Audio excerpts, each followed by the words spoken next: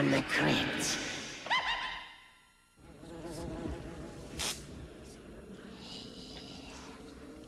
Ah, poor little fellas. When I think of their childhood, all those cute little maggots. Our story is about a man with nobler ambitions. He likes to kill human pests, and he does it in front of an audience. Now that's entertainment. So hang on to your hats, kiddies. This one's a real shocker.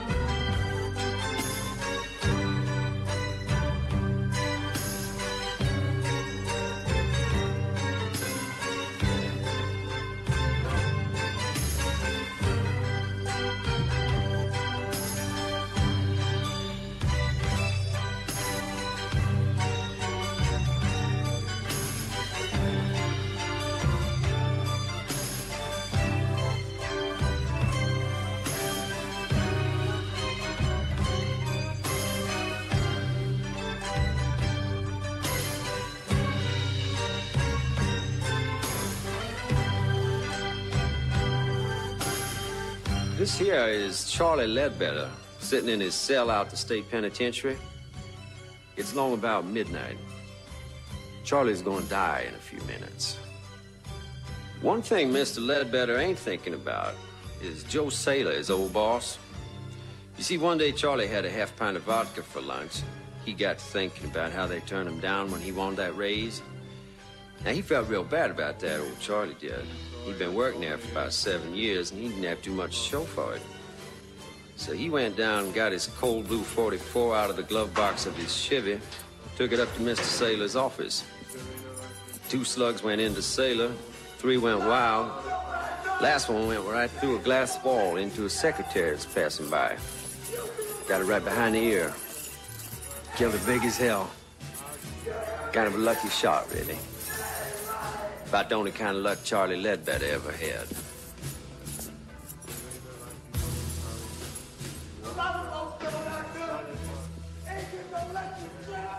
I guess right about now, Charlie Ledbetter's starting to think pretty serious about that Valley of Death.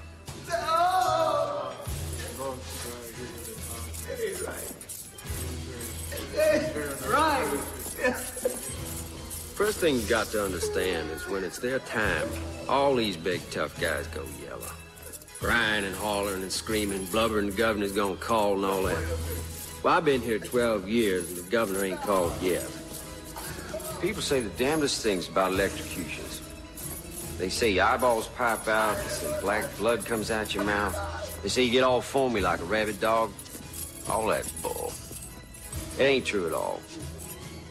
Nice thing about electricity is it's clean. Of course, I have seen a few heads smoke after it's all over. Smoking head ain't very pretty.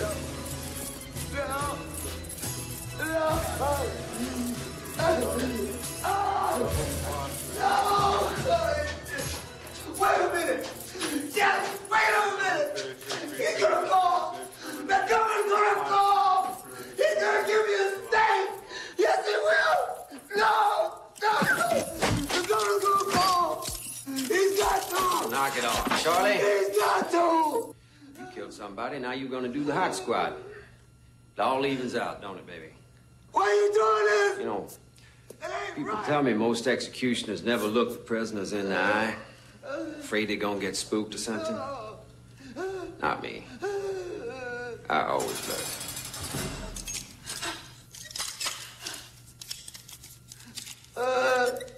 Okay, Mr. Ledbetter. Now you're all ready for your regulation 2 jolts the state requires. I think we should proceed now. There's been a word from the governor. Yes, sir. We're all set.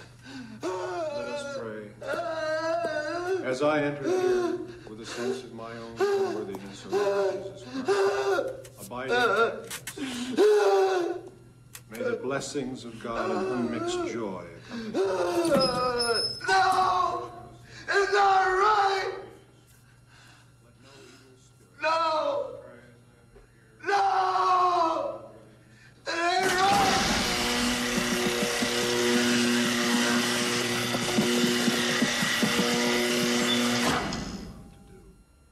Unworthy though I be, may my entry be blessed by you who are holy, you who are merciful, you who abide with the Father. They say electric current's so fast the brain gets cooked just as soon as the switch is throwed. Prisoner never feels a thing. Boy, I'd hate to think that was true.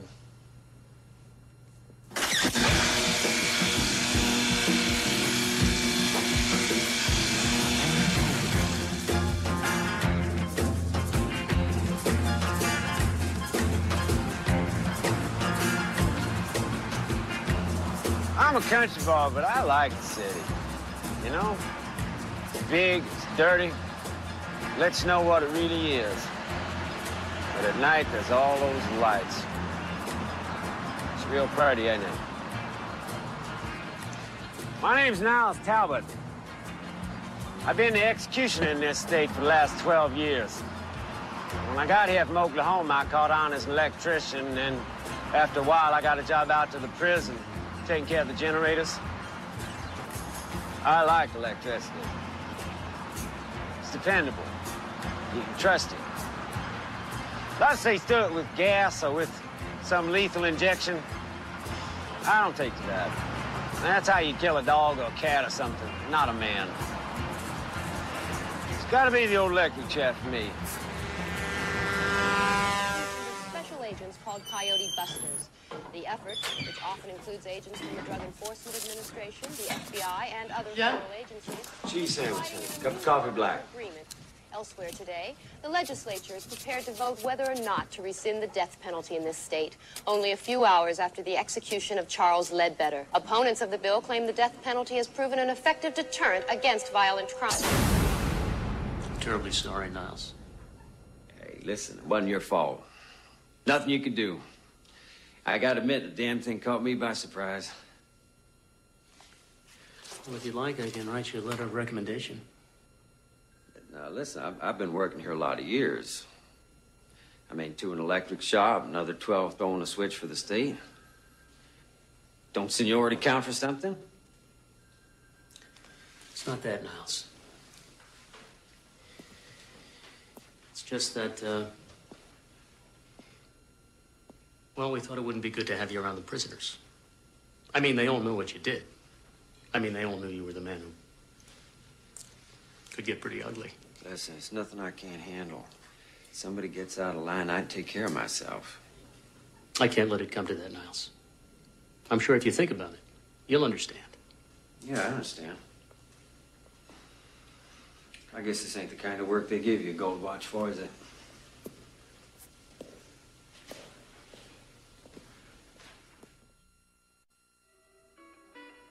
One thing a man needs is a friend. Someone to talk to when you're feeling down and out. I suppose that's why they invented bars, you know. You nurse a drink, you think things over, have a little chat. All of a sudden, things ain't quite as bad as they seem. Most barroom conversations either about baseball, boxing, or football. But with me, it's different. People usually want to talk to me about my job. I guess I ought to say my ex-job. This one's on me, Mr. Talbot. Damn criminal. I can't believe those politicians really did it. You're real, buddy. Well, they're doing lots of shows on TV about the whole thing. TV people don't know nothing. They won't do something good.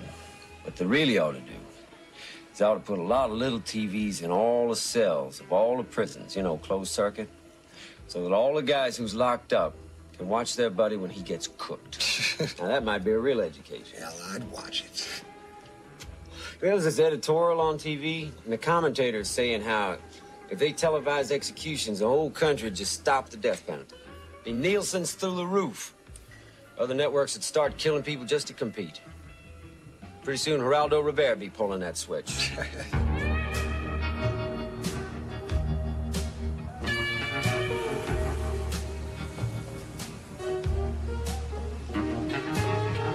It's all a big food chain. We eat it, it eats us. They canned me from my job because they're afraid of me. They're afraid of death. They don't see it's all around them. It's a disease. You eat it, you drink it, you breathe it, you feel it. We're all pregnant with it. Growing inside all of us. Like them, over there. You see those two junkies? Pitiful, ain't they? I'll tell you something, though. In a way, I respect them. They're honest. They spend all the money they can get just to shoot a little death into their arms. Just for a thrill. Just get a little taste of the grave. See, they know death is coming. They tease it. I like that. Upon examination of sworn testimony, it would appear that the state has a strong case for the prosecution of James Flood for the crime of murder. However, having reviewed the district attorney's case, I find that the warrant for arrest has been improperly worded. I'm afraid I must rule that there are no grounds on which to prosecute James Flood. Mr. Flood, you are free to leave. Yeah! Objection, Your Honor. Your Honor, Your Honor, I object. This is a travesty of justice. Because of a simple clerical error, you're letting this man go free. Order in the court. This case is dismissed. Your Honor, I would like to petition immediately to the appellate court for a review. Order in this court. Order in the court. You killed my brother! William! The brother was a fag! Hey, little bitch! You're a murderer! Murderer!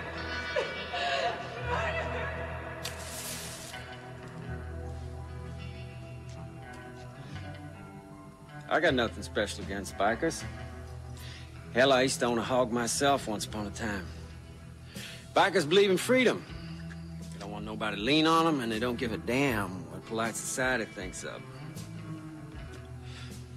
See, they figure they're throwbacks to real Americans. You know what the country was all about before it all went to hell? With big city lawyers and computers, corporations, time clocks and what all. There's a lot to be said for that. Those ain't bad ideas. But this biker, Jimmy Flood, now he went way out of line. And he ought to pay.